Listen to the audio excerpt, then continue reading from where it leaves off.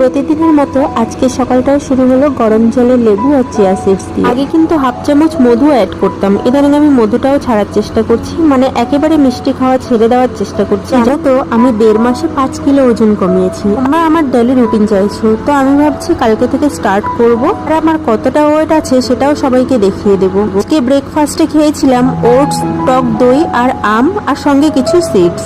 তারপরে আমি লাঞ্চে নিয়ে গেছিলাম সয়াবিনের তরকারি আর ভাত, সঙ্গে কিন্তু একটা শসাও নিয়ে গেছিলাম স্যালাডের জন্য, আর নিয়েছিলাম একটা লেবু। আমি তো রেডি হয়ে বেরিয়ে পড়লাম। 10টা সাড়ে 10টার দিকে 1 কাপ গরম কফি খেয়ে নিয়েছিলাম, যেটা কিন্তু দুধ আর চিনি ছাড়া। পুরো লাঞ্চ কমপ্লিট হয়ে যাওয়ার পর 1 কাপ গ্রিন টি খেয়ে নিয়েছিলাম, আর ইভিনিং টাইমে খেয়েছিলাম যে লেবুটা বাড়ি থেকে নিয়ে এসেছিলাম। তারপর বাড়িতে গিয়ে সামান্য একটুখানি এক্সারসাইজ করে আর হট কফি খেয়ে স্নান দান করে রাতের ডিনারে ছিল ওটসের রুটি, ফুলকপি ভাজা, 1 বাটি টক দই, আর ছিল দুপুরের সয়াবিনের তরকারি। চেষ্টা করছি রোজ 3 থেকে 4 লিটার জল খাওয়ার।